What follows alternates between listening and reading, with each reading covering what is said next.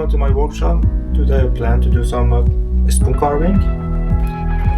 Something like this that I already made. Smaller and also the small size. I already made some spoon blank ready for myself, but when I have time I can start to make it one. So today I plan to carve it a small spoon this size. It's like 14 centimeters of the length of a spoon and 2.5 centimeters of the width.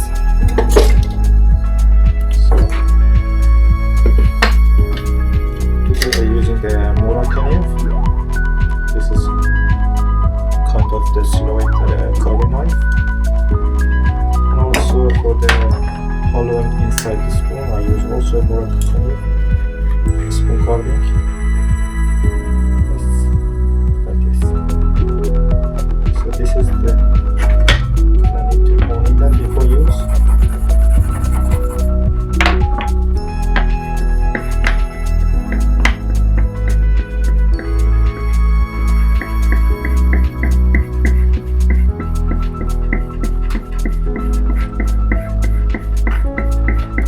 To hold your carving knife when you feel that it's getting a little bit dull. So it's nice to keep it always sharp and shiny, and it looks really sharp.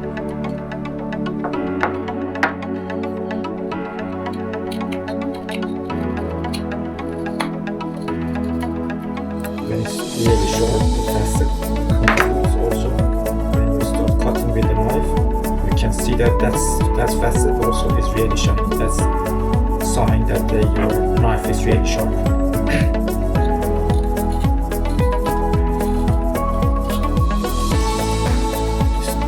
It's fantastic. It's really sharp. Okay. Then we start to make the spoon for today project. Okay. Then we start to hollowing the spoon.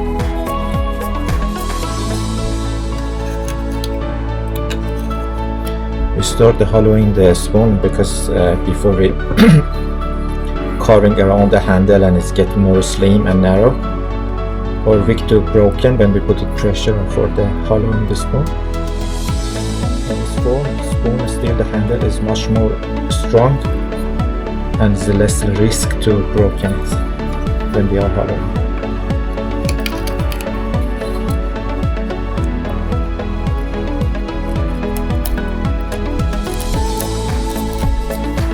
This hook knife have, if you look at that, there is both sides is sharp, so you should be very careful when you start to using that. So your hand always should be on top of the handle, not go farther. Maybe try to use that with across the grain for cuts. And the scooping movement also we can remove.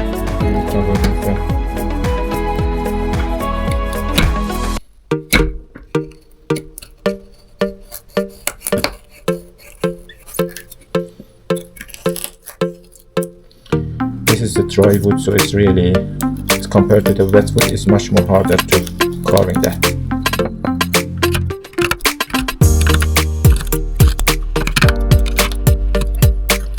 So it's much more easy when we are cutting across the grain with this type of the hook knife.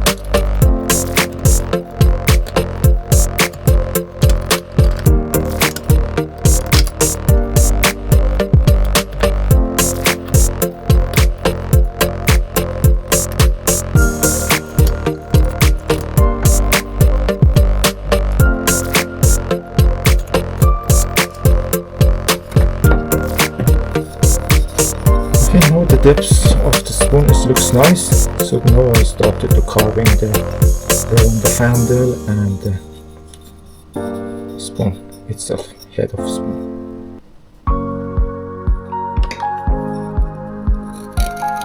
So I try to always carve or cut downhill. You can see that it's always going down. If I'm cutting from bottom of the heel coming upside, then I will chip out the wood. The blade will be go underneath of the grain of the wood and will be chip out that. So we should be always cutting downhill.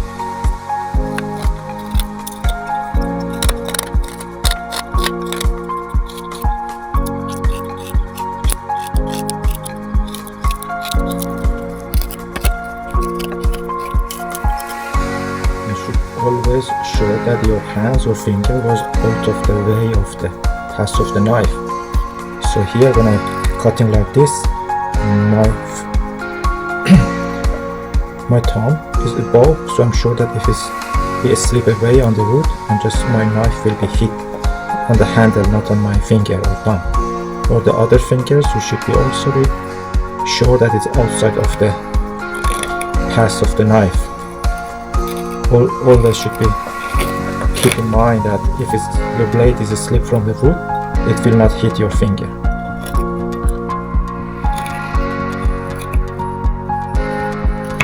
And if the wood is hard, like this one that I'm carving, you just need to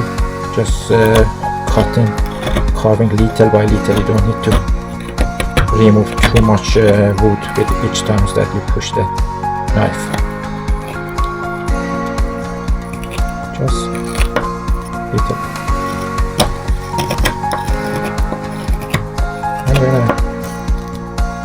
And just like when I'm pushing my knife, I just try to slide it also. Push and slide, and it's help to cut it smoothly on the wood.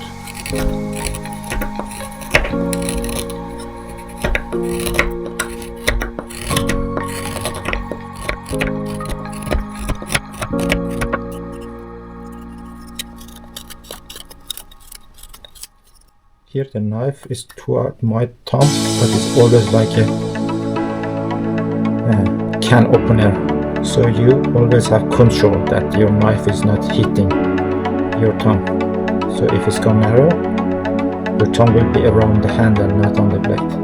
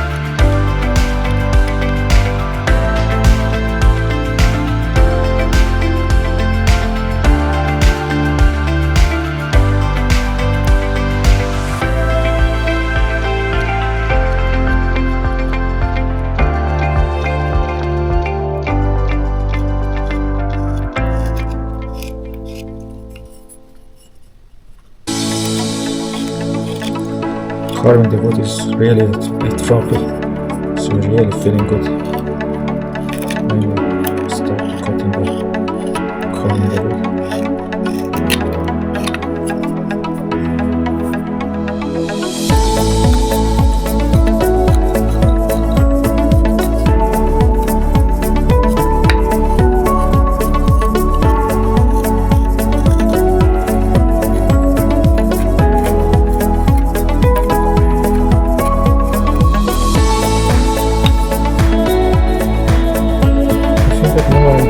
With the shape that I'm looking for. Then if you like, you can start to sanding that. This looks much more soft and looks nicer. Some people like to have this facet on the spoon that just showing that this is handmade. And you can start also afterwards, you can do some wood burning on that, or you can cut it the shape like this with the knife on the wood. For sanding, just use a round down, wrap it sandpaper on this. This is much more easy to use for sanding you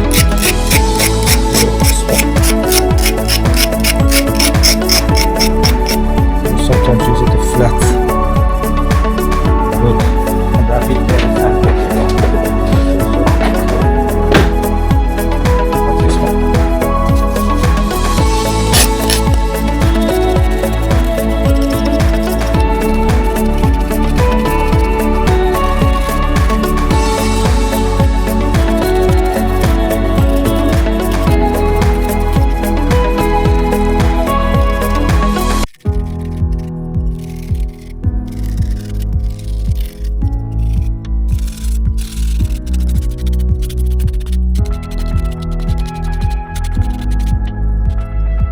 Then we made a lovely little spoon in a short time.